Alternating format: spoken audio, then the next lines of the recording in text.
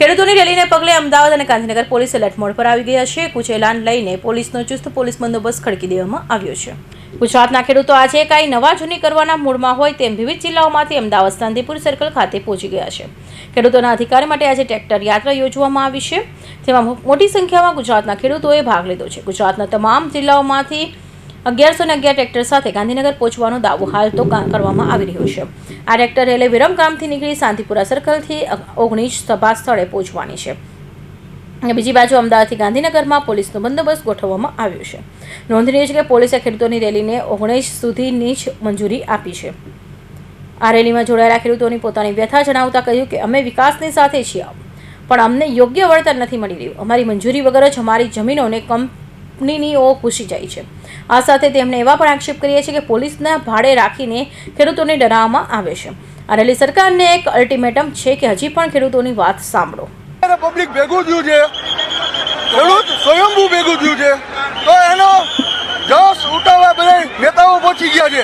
અત્યાર સુધી વિધાનસભામાં 12-13 ધારાસભ્ય છે કોંગ્રેસના, કેમ કોઈ કઈ બોલ્યું નહીં?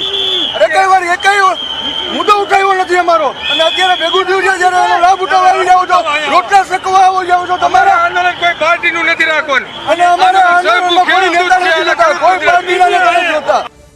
આ કિસાન અધિકાર યાત્રા આજે ટ્રેક્ટર રેલીના સ્વરૂપમાં જઈ રહ્યા છે.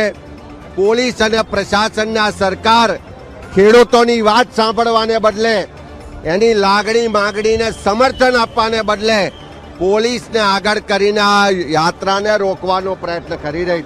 પણ ગાંધીનગરમાં બેઠેલા અંગ્રેજોને પણ કહેવું છે કે આ નવી આઝાદીની લડાઈ છે, આ જગતનો તાજ છે, આ લોકોનું પેટ ભરે છે, ઢેફું ભાગીને લોકોના ઘરમાં ધન પહોંચાડે છે.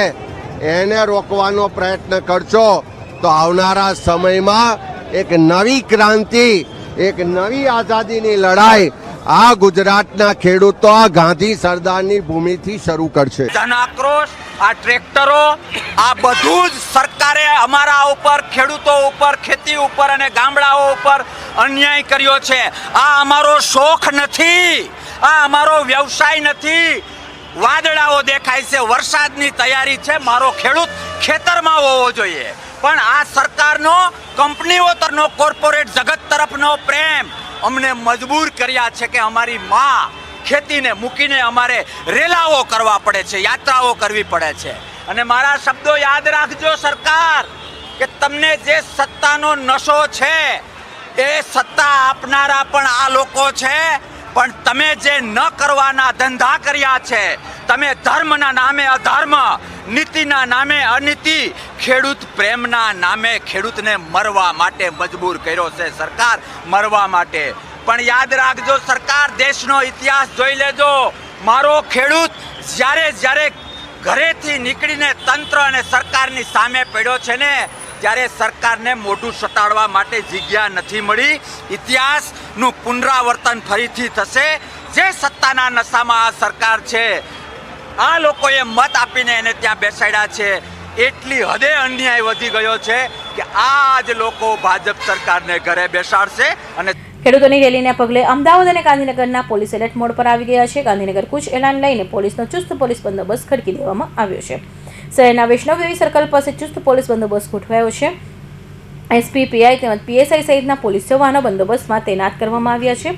50થી વધુ પોલીસ જવાનો બંદોબસ્ત તૈનાત છે. ગાંધીનગરના મુખ્ય માર્ગો પર પણ ચુસ્ત પોલીસ બંદોબસ્ત જોવામાં મળી રહ્યો છે. ગાંધીનગરના સેક્ટર 30 સર્કલ સહિતના વિસ્તારોમાં પોલીસનો કડક પહેરો ગોઠવવામાં આવ્યો છે. ખેડૂતોની રેલીને પગલે સુરક્ષા એજન્સીઓ સતર્ક થઈ ગઈ છે. કૌશિક પટેલનો report, Hind TV news, Surat.